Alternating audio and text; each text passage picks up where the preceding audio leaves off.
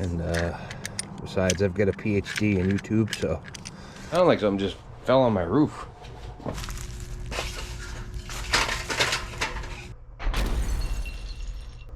Well, it's that time of year again. This is my simple burner service. What I do every year is I just change the nozzle, and then I'll change the fuel tank filter.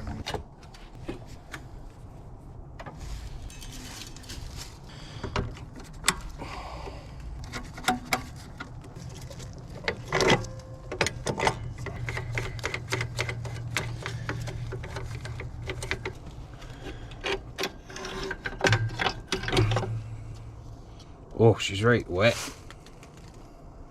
It's not getting the ignition it should. This guy right here is the nozzle. That's what we're changing out.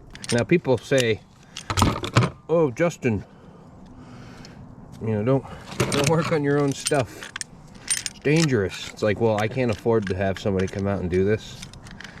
And besides, I've got a PhD in YouTube, so if you guys ever want to work on your own stuff, I definitely can recommend Steve Lavinmonieres or Lavinmonieres. He does a lot of really good in-depth videos of boiler service. All right. 80 degrees is the spread. A is it's a hollow cylinder. 0.65 is how many, I think it's gallons per hour. So if you're ever going to work on your own, change your own nozzle, you need to make sure you get that off the old nozzle when you go get a replacement.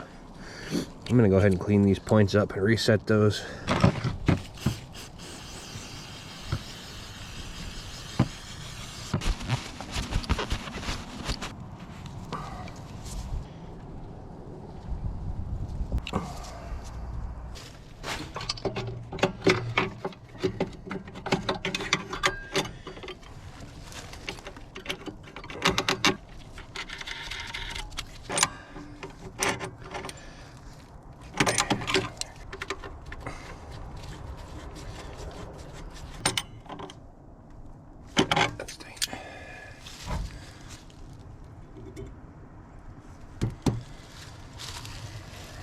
Anybody can do it. Little old ladies could do this.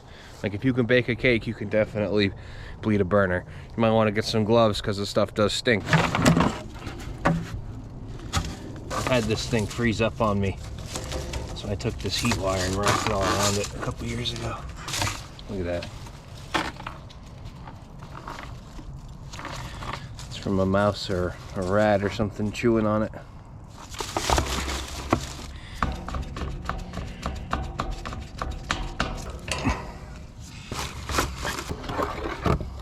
The old filter. It's not that dirty. There's also a gasket here you need to change. That looks right.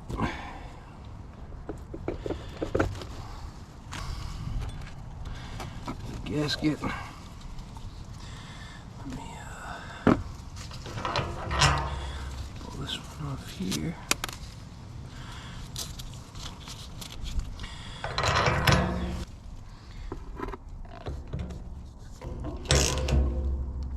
Oh yeah, that's good. Alright, let's just verify it's not leaking. And open the flow up again. Good stuff. The bleeding process, it's very easy. So basically you gotta cycle it on and off manually, just so that, and it's okay if it fires, but see that spitting and sputtering? That's not what you want. There we go, just light. That looks good. One more time. That should have fired probably.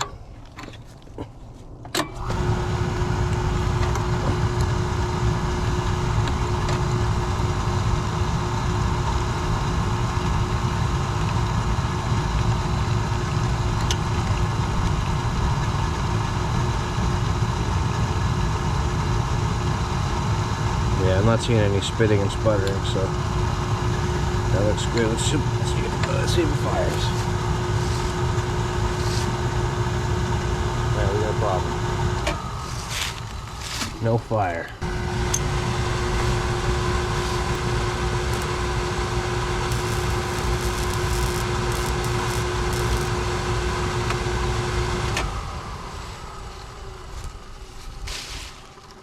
sparking, but it ain't getting where it should be. Let's pull it back out and adjust it. All right. 1/8 inch in front of the nozzle, which this is not, and 1/2 inch from the center of the nozzle. Another thing I also noticed is that these diodes, electrodes, they're friggin' whooped. I mean, those were supposed to be pointed at the end. These ones have seen some ignition. So I've got another burner I pulled out of the junk pile. There was like a stretch a few years ago, everybody was switching to pellet stoves and they were throwing out their old oil burners. So I'd go down to the junk pile and just grab one or two. I've got a newer looking one here. There we go. Yeah. See how those have like tips on them? I'm curious if we can use these. Let's see why not.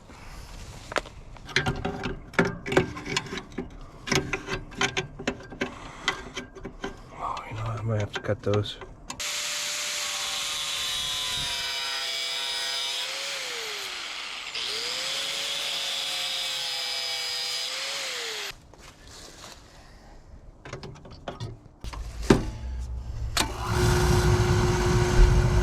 Look, it burns. We got flame. Ooh. It's snowing right now.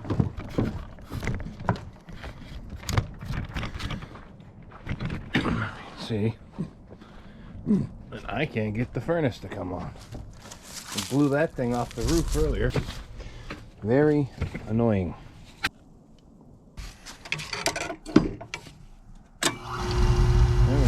Alright, so furnace keeps kicking off at night and I'm waking up and it's 50 degrees now. The other day it must have been running and the transformer or whatever it was, whatever was firing, shut off. Then it lit back up and blew the pipe off the chimney. It's a pretty loud bang. Well, it's still doing it now.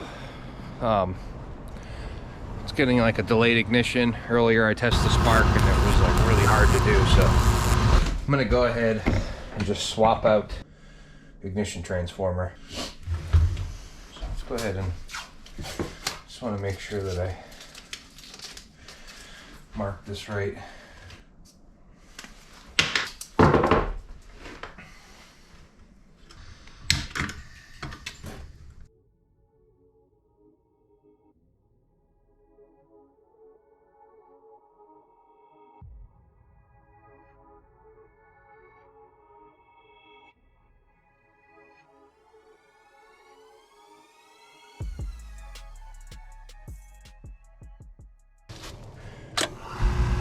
Beautiful.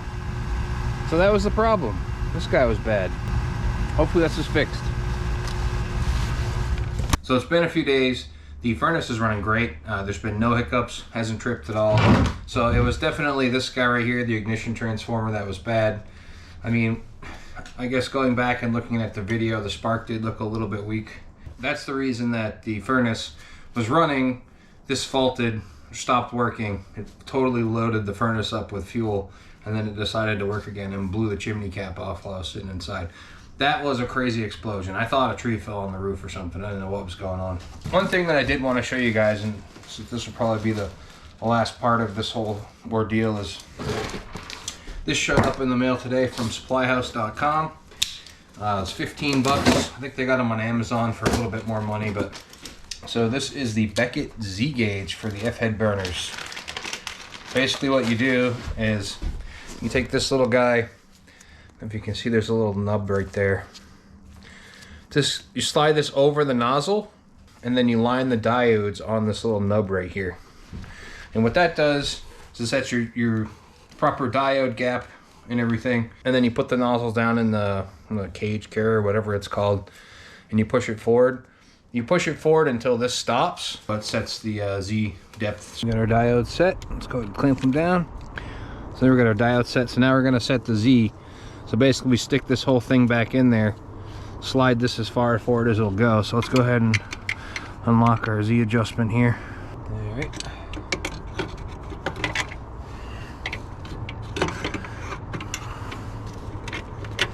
let's see how far off I was. That's where I was. Oh, actually, that was good. I was on the money. So my Z adjustment actually was pretty good. So, bam. That's where I want to be. I'm going to lock this Z adjustment back up.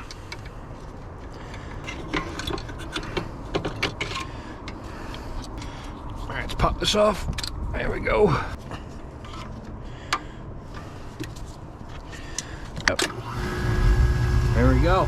Look at that. Look at that light too. Let's see how the flame looks. Adjust the air again. Oh, the flame looks great.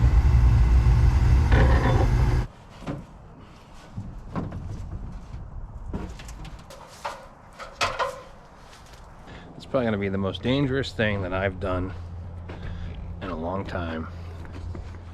And that is use a ladder by myself, get on the roof of this trailer.